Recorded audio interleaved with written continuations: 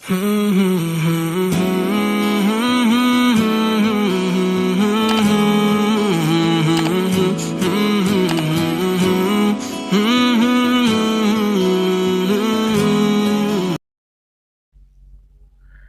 اللہ الرحمن الرحیم۔ ذی الحجہ کا مہینہ اور خصوصیت سے اس کا پہلا عشرہ بڑی عظمت و فضیلت والا ہے۔ اس مہینے سے متعدد نیک اعمال متعلق ہیں۔ انہی خصوصی اعمال میں تکبیر تشریق بھی ہے، جو ایام تشریق میں فرض نمازوں کے بعد پڑھی جاتی ہے، اور سال بھر میں یہ صرف 23 نمازوں کے بعد پڑھا جاتا ہے۔ یہ تکبیر تشریق دراصل محبت اور عشق کا ترانہ ہے۔ اس میں ایک پورا فلسفہ اور پوری ایک تاریخ موجود و محفوظ ہے۔ کتاب البحر الرائق کے اندر اس تمام تر جملوں کی ایک ترتیب تفصیل کے ساتھ ذکر کی گئی ہے۔ وہ عجیب و غریب وقت تھا جب پوری تاریخ تھرا اٹھی، لوگ حیران تھے، فرشتے اس وقت میں انگشت بدنداں تھے۔ زمین و آسمان کے تمام فرشتے اور ملائکہ حیرانگی کے عالم میں کھڑے تھے کہ مولا کریم، یہ کیا معاملہ ہے کہ باپ اپنے بیٹے کو ذبح کر رہا ہے؟ ابراہیم علیہ السلام اپنے بیٹے سے فرماتے ہیں کہ میں نے خواب میں دیکھا ہے کہ تمہیں ذبح کر رہا ہوں، تمہاری کیا رائے ہے؟ بیٹے نے کہا، ابا جان، آپ اپنے کام کو کر گزریے، اللہ نے جو کچھ آپ سے کہا ہے، انشاءاللہ آپ مجھے صبر کرنے والوں میں سے پائیں گے۔ باپ نے پیشانی کے بل بیٹے کو زمین پر لٹا دیا۔ بیٹا زمین کے بل لیٹا ہے اور باپ کے ہاتھ میں چھری ہے۔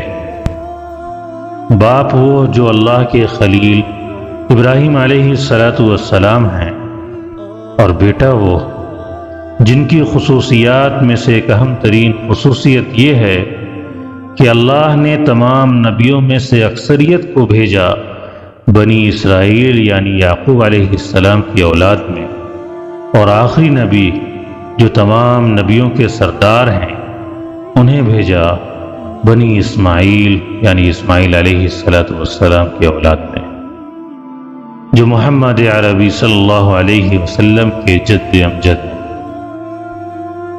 جب ابراہیم علیہ السلام اپنے فرزند ارجمن کو ذبح کرنا چاہ رہے تھے، اس وقت زمین و آسمان کے ملائکہ کے زبان پر ایک ترانہ دیوانے وار جاری تھا، اللہ اکبر، اللہ اکبر، اللہ تو سب سے بڑا ہے، اللہ تو سب سے بڑا ہے۔ حضرت جبریل علیہ السلام جب اسماعیل علیہ السلام کے بدلے جانور لے کر پہنچے اور حضرت ابراہیم علیہ السلام کو اس حال میں دیکھا کہ وہ اسماعیل کو ذبح کرنے کے لیے مکمل طور سے تیار ہیں، تو انہوں نے اس خوف سے کہ مجھے پہنچنے میں اگر ذرا سی دیر ہوئی تو ابراہیم علیہ السلام اپنے فرزند کو ذبح کر ڈالیں گے، اس لیے انہوں نے حضرت ابراہیم علیہ السلام کو متنبہ کرنے کے لیے دور سے ہی صدا لگائی، اللہ اکبر، اللہ اکبر۔ جب حضرت ابراہیم علیہ السلام کے گوشے مبارک تک یہ آواز پہنچی تو اللہ کی محبت میں سرشاری کے ساتھ ابراہیم علیہ السلام کے زبان پر یہ ترانہ جاری ہوتا ہے، لا الہ الا اللہ واللہ اکبر، اے اللہ تیرے سوا کوئی معبود نہیں اور تو سب سے بڑا ہے، یہ ایک فرزند نہیں، میرے پاس جو کچھ بھی ہو تیرے نام پر ذبح کرنے کو تیار ہوں۔ اور وہ چھوٹا سا ننھا سا شہزادہ اسماعیل علیہ السلام زمین پر سجدہ ریز ہیں، اپنے آپ کو اللہ کی بارگاہ میں پیش کرنے کے لیے موجود ہیں۔ جب اسماعیل علیہ السلام کو فدیے کے جانور کا علم ہوا تو انہوں نے کہا، اللہ اکبر وللہ الحمد، اے اللہ تو سب سے بڑا ہے اور تمام تعریفیں اللہ ہی کے لیے ہیں، جس نے اس قربانی کو قبول کر لیا۔ اس طرح تکبیر تشریق کے الفاظ ہوئے: اللہ اکبر، اللہ اکبر، لا الہ الا اللہ واللہ اکبر، اللہ اکبر وللہ الحمد۔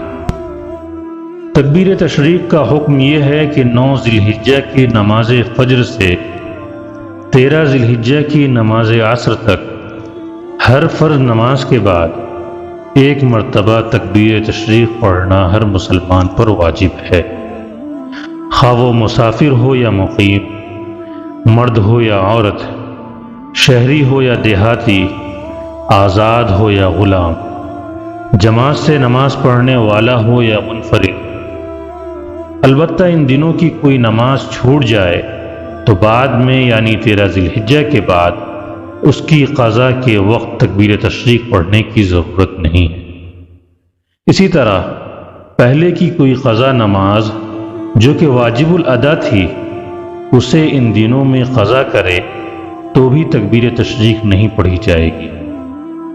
تو مسئلہ واضح طور پر یہ معلوم ہوا کہ ایام تشریق میں اگر کوئی نماز قضا ہوئی اور اس کی قضا اسی سال ایام تشریق میں کی گئی تو اس نماز کے فوراً بعد تکبیر تشریق پڑھنا ضروری ہوگا، اور اگر سابقہ فوت شدہ نماز ایام تشریق میں پڑھی گئی یا ایام تشریق میں فوت شدہ نماز ایام تشریق گزرنے کے بعد قضا کی گئی تو تکبیرات نہیں پڑھی جائیں گی۔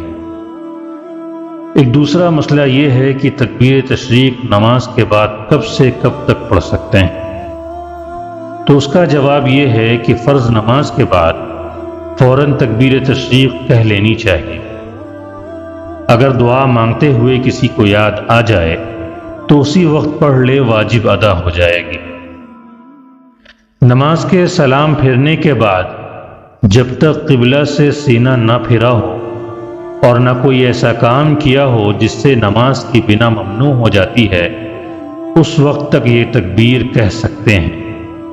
اگر کوئی ایام تشریق میں فرض نماز کے بعد تکبیر کہنا بھول گیا اور نماز سے فارغ ہو کر دوسرے کاموں میں مشغول ہو گیا، مثلا نماز کے سلام کے بعد اگر کسی نے قہقہا لگایا یا عمدن حدث کیا یا کلام کیا یا مسجد سے نکل گیا تو اب یہ تکبیر نہیں کہہ سکتا۔ البتہ اگر سلام کے بعد خود بخود حدث ہو گیا تو یہ تکبیر کہہ لے، کیونکہ اس تکبیر کے لیے وضو شرط نہیں۔ یہ جملے جو باپ، بیٹے اور فرشتوں کی زبان سے محبت کے ادا ہوئے، اللہ رب العالمین نے اس کی حفاظت فرمائی۔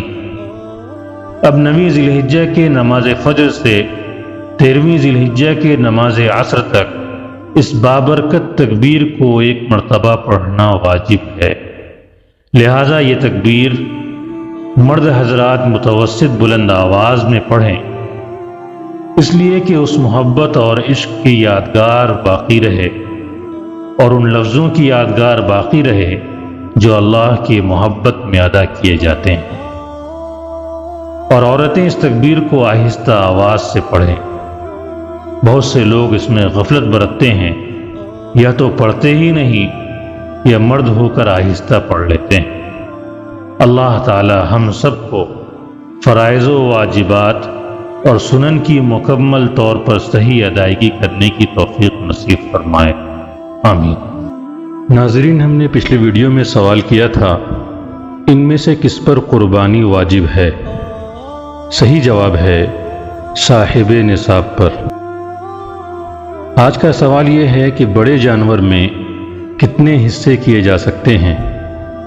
Option A 3، option B 5، option C 7، option D ان میں سے سبھی۔ ناظرین، آپ سب سے گزارش ہے کہ اس کا جواب کمنٹ باکس میں دیں اور انشاءاللہ آنے والی ویڈیو میں اس کا جواب پیش کیا جائے گا۔ تب تک کے لیے مجھے اجازت دیں۔